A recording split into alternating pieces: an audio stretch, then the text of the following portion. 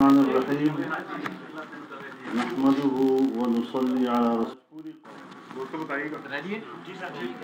بسم اللہ الرحمن الرحیم نحمده ونصلی علی رسول الکریم۔ آج پوری قوم انتہائی دکھ اور اضطراب سے دوچار ہے۔ جو کچھ لاہور میں ہوا اور ہو رہا ہے، اور جس طریقے سے لاہور میں ایک کربلا برپا کیا گیا ہے، سب سے پہلے میں اس کو ایک ریاستی دہشت گردی قرار دیتا ہوں اور شدید الفاظ میں ہم اس کی مذمت کرتے ہیں۔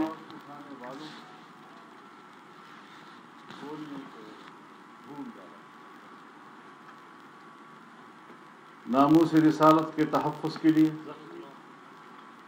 آواز اٹھانے والوں کو گولیوں سے بھون ڈالا گیا ہے۔ ان پر ہسپتالوں کے دروازے بند کر دیے گئے۔ زخمی اور شہداء مسجدوں میں پڑے ہوئے ہیں۔ ان پر ہسپتالوں کے دروازے بند کر دیے گئے ہیں۔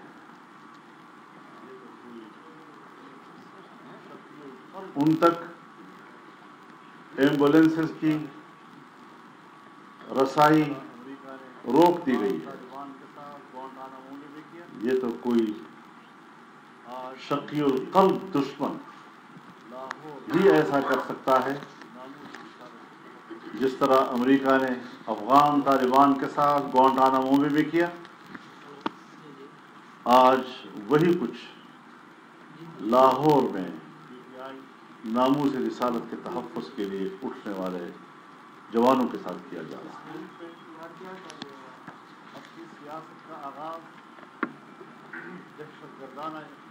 پی ٹی آئی جس نے خود اس ملک میں اپنی سیاست کا آغاز دہشت گردانہ اقدامات کے ساتھ کیا، 126 دن کا مظاہرہ، سپریم کورٹ کی توہین اور پی ٹی وی کی بلڈنگ پر قبضہ، یہ ساری چیزیں اس پاکستان کی تاریخ کا حصہ ہیں۔ جو لوگ ملک کی تذلیل کریں، جو لوگ پاکستان کے عقیدے اور نظریے کی توہین اور نفی کریں، ان کو تو ریاستی پشتنائی حاصل ہو، لیکن اگر کوئی اس بات پر احتجاج کرتا ہے کہ فرانس میں یا ڈنمارک میں یا یورپ کے کسی ملک پہ جناب رسول اللہ صلی اللہ علیہ وسلم کی توہین کی گئی ہے اور ہم اس پر احتجاج کرتے ہیں، اس کے لیے یہاں پاکستان مذبح خانہ بن جاتا ہے۔ ایک اسلام کے نام پر بننے والا ملک آج اس میں نہ اسلام محفوظ ہے، نہ ناموس رسالت محفوظ ہے، نہ عقیدہ ختم نبوت محفوظ ہے، اور اسی حکومت نے اس ملعونہ کو بیرون ملک بھیجا جو توحید رسالت کی مرتکب ہوئی تھی، اور بڑے فاخرانہ انداز کے ساتھ کہا کہ ہم نے اس کو پاکستان سے باہر بھیج دیا ہے اور اس پہ ہم کامیاب ہیں۔ اس ایجنڈے کے لیے آج عمران خان فرانس کا ہیرو بنا شرم آنی چاہیے۔ جس ایجنڈے کے لیے اور جس ایجنڈے کی تکمیل کے لیے ان کو اقتدار میں لایا گیا، آج وہ چہرے بھی بے نقاب ہو گئے۔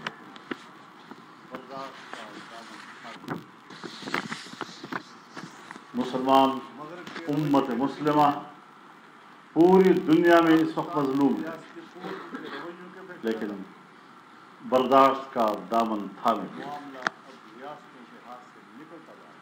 مغرب کے رویے کے نتیجے میں اور پاکستان کی ریاستی قوتوں کے رویوں کے پیش نظر معاملہ اب ریاستوں کے ہاتھ سے نکلتا جا رہا ہے۔ کب تک ہم برداشت کرتے رہیں گے؟ کب تک ہم قرآن سوزی کے مناظر دیکھتے رہیں گے؟ کب تک ہم جناب رسول اللہ صلی اللہ علیہ وسلم کی عزت و ناموس کو رونتے ہوئے دیکھیں گے؟ اب مزید برداشت نہیں کیا جا سکتا۔ اگر مغربی دنیا کو یہی کھیل دیکھنا ہے تو امت مسلمہ پھر تیار ہے، اس کے لیے ہم ہر قربانی دینے کے لیے تیار ہیں۔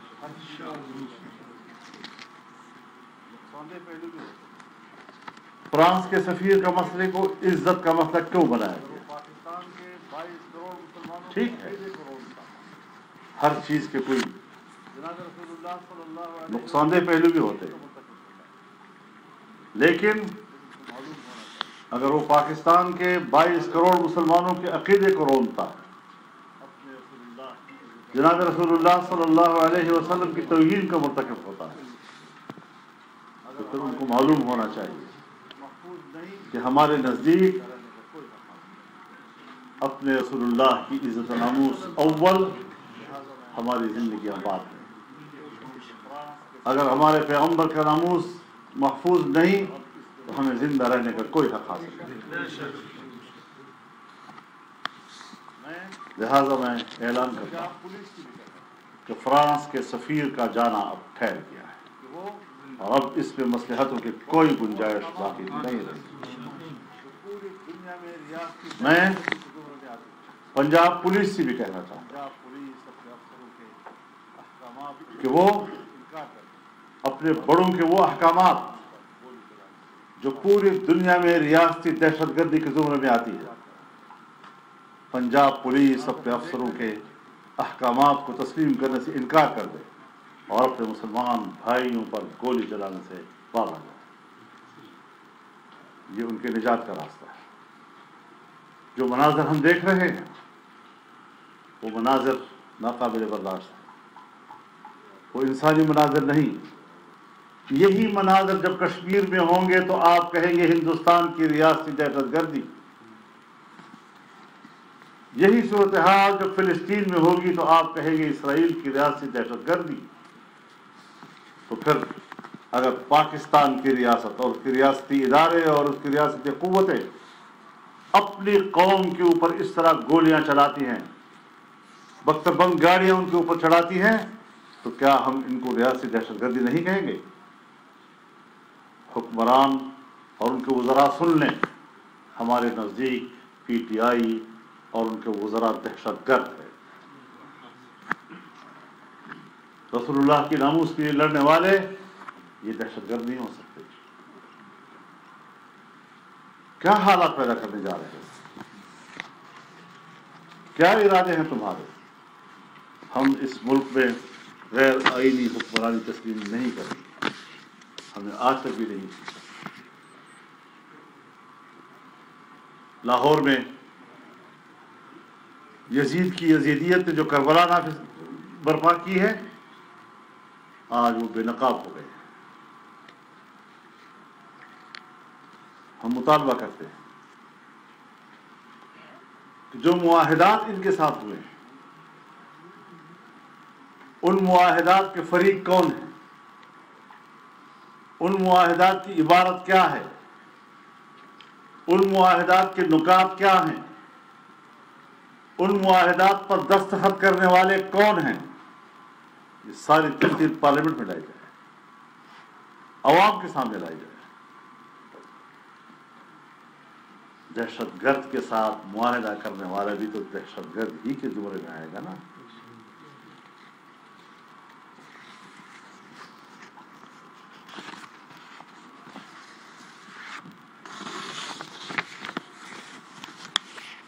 ہم اب بھی سمجھتے ہیں کہ صورتحال کو عقل مندی کے ساتھ حل کرنے کی طرف اقدامات کیے جائیں۔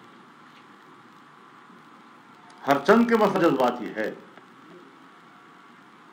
ہر چند کی ریاست کی طرف سے ظلم ہوا ہے، لیکن ہم پھر بھی سمجھتے ہیں کہ اب بھی وقت ہے مسئلے کو سنبھال لو۔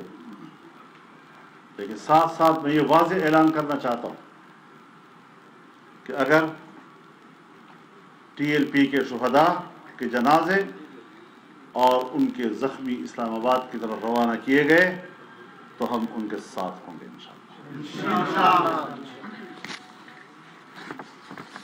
بہت سے علماء اس وقت گرفتار کیے جا رہے ہیں، چاہے ان کا تعلق ٹی ایل پی کے ساتھ ہے یا نہیں ہے۔ مفتی کفایت اللہ صاحب گرفتار ہیں، کیوں؟ کس بات پہ؟ کسی نے بیان دے دیا ان کے حق میں، ہمارے ہی کارکنوں کو گرفتار کیا جا رہا ہے۔ بابا ہمیں ہاتھ مت ڈالو، مشکل ہو جائے گا تمہارے لیے۔ ہم زندہ لوگ ہیں، ہم میدان کے لوگ ہیں، اور تم جیسے لوگوں کے ساتھ میدان میں جھپٹنا جانتے ہیں۔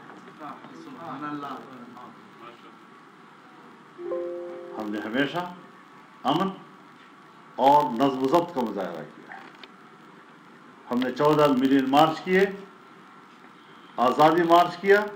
ہم نے دنیا کو بتا دیا کہ مذہبی لوگ کس قدر منظم ہوتے ہیں اور کس قدر وہ پاکستان کے امن کی حفاظت کرتے ہیں۔ لیکن شاید آپ کو مذہبی لوگوں کی امن پسندی قبول نہیں ہے۔ آپ ہر قیمت پر دنیا کے سامنے مذہبی دنیا کا ایک تصویر پیش کرنا چاہتے ہیں جیسے بڑے دہشت گرد لوگ ہیں۔ آج بھی جو تم نے کیا ہے لاہور میں، تم نے امریکہ اور مغربی دنیا کے سامنے مذہبی لوگوں کی ایک تصویر رکھنے کی کوشش کی ہے۔ لیکن ہم نہ پہلے دن سے مروب ہیں اس فلسفے سے، نہ آج مروب ہیں۔ ہم بڑے خودداری اور خود اعتمادی کے ساتھ اس ملک میں سیاست کر رہے ہیں، اور ہم بڑے دو ٹوک الفاظ میں آپ کو کہتے ہیں کہ تم دہشت گرد، اور انشاءاللہ آپ کے خلاف یہ جنگ پہلے دن سے شروع ہوئی ہے، اب تک جاری ہے، اور انشاءاللہ تمہارے اقتدار کا دھرم تختہ ہونے تک یہ جنگ جاری رہے گی۔ مغربی دنیا سے اختلاف کو ہم جانتے ہیں، مغربی دنیا بھی جانتی ہے کہ مسلمان ایک قوم ہے، مسلمان ایک امت ہے، مسلمان اپنی ترجیحات رکھتے ہیں، امت اپنی ترجیحات رکھتی ہے، اور جہاں پر بھی جناب رسول اللہ صلی اللہ علیہ وسلم کی ناموس کا تصور ہوگا اور ناموس کا مسئلہ آئے گا، مسلمان سب کچھ لٹا دے گا۔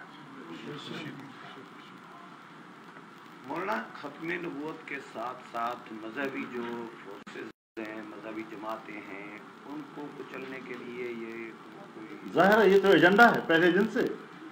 9/11 کے بعد مسلم دنیا کی ریاستوں کی بھی یہی ڈیوٹی لگائی گئی ہے کہ اپنے اپنے ملک کے مذہبی حلقے اور دینی حلقے کو کچل ڈالو، لیکن انشاءاللہ وہ نہیں ہے، مشرف نہیں ہے، اور ہم ہیں۔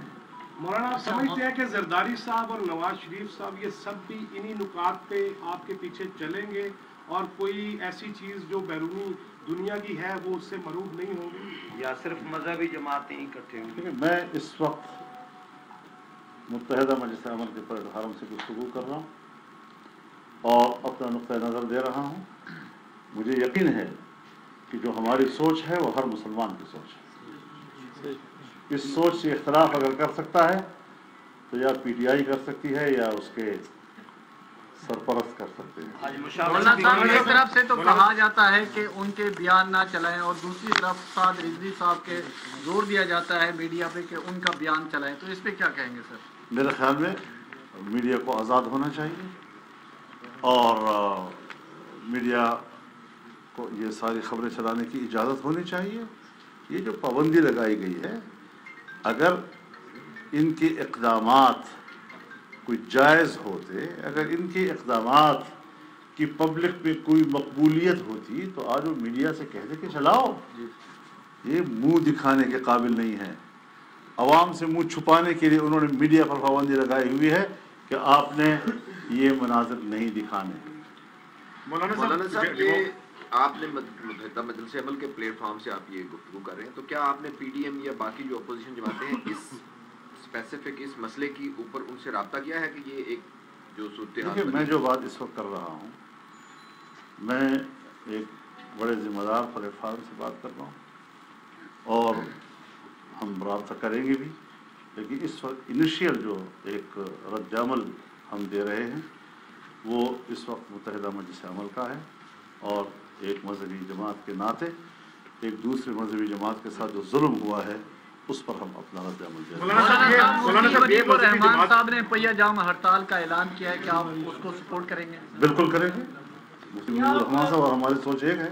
مولانا صاحب کرتے ہیں پی ٹی ایم کی جی جو جماعت کے ساتھ جو پرابلم ہو رہی ہے، آپ اس کے حمایت کا اعلان کرتے ہیں مکمل ٹی ایل پی کی؟ مولانا صاحب سے میرا سوال یہ ہے، مولانا صاحب میرا سوال یہ ہے کہ یہ لوگ سیاست میں نہیں تھے، اچانک ایک سیاسی جماعت بنی، اس کو الیکشن لڑایا گیا اور اب اس پہ اچانک سے پابندی لگوا کے میں کسی جماعت کے داخلی معاملات، اس کی تنظیم، اس کے قیام، اس کی تسلسل سے کوئی تعلق نہیں، لیکن جس کے ساتھ بھی پاکستان کے ایک جمہوری ماحول میں اس قسم کا واقعہ ہوگا جس طرح لاہور میں کل سے ہو رہا ہے تو پھر اس پر مولانا ایک سوال یہ بھی کیا جا رہا ہے کہ یہ جو آج کا واقعہ ہے، اسپیسیفک آج کا واقعہ، یہ ختم نبوت کے ساتھ لنک تو کیا جا رہا ہے، لیکن یہ سعد رضوی صاحب کی گرفتاری کے خلاف ہے بیسیکلی، یہ ایک سوال ڈسکس کیا جا رہا ہے۔ اب ظاہر ہے کہ اس قسم کے اقدامات میں جب لوگوں کو آپ گرفتار کریں گے، جب لوگوں پر گولیاں چلائیں گے تو اس کا پیچھے کوئی سبب ہوگا، کوئی وجہ تو ہوگی۔ اس طرح تو نہیں ہے کہ آپ کسی کو بس راستے میں جاتے ہوئے قتل بھی کر دیں اور اس کو لاش بھی کھینچ لیں، اور مولانا صاحب ضرور اس کے پیچھے کوئی مقاصد۔ دیکھیے آپ جمہوریت کی بات کرتے ہیں اور ابھی آپ نے کہا کہ جمہوری جہاں پر یہ بات کی جائے گی تو ہم ان چیزوں کی مذمت کریں گے۔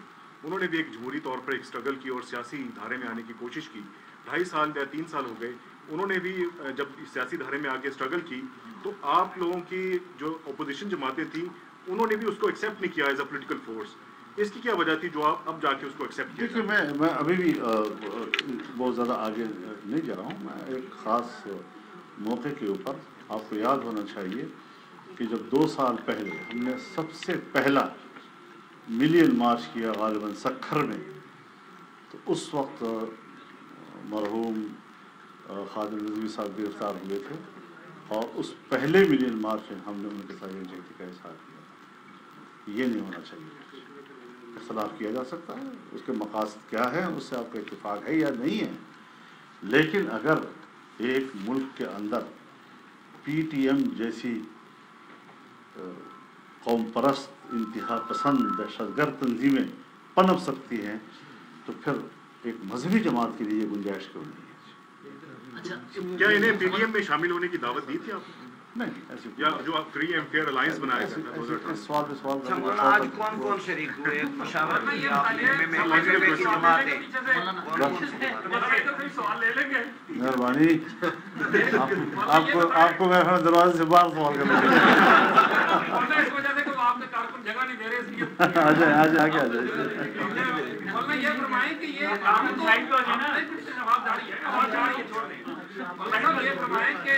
ہم تو متحدہ مجلس عمل کو بھول چکے تھے، جماعت اسلامی بھی چھوڑ چکی تھی، کوئی بھی نہیں تھا، یہ آج متحدہ مجلس عمل کہاں سے نکل آئی؟ بہت اچھی بات ہے، یہی آپ سے توقع تھی۔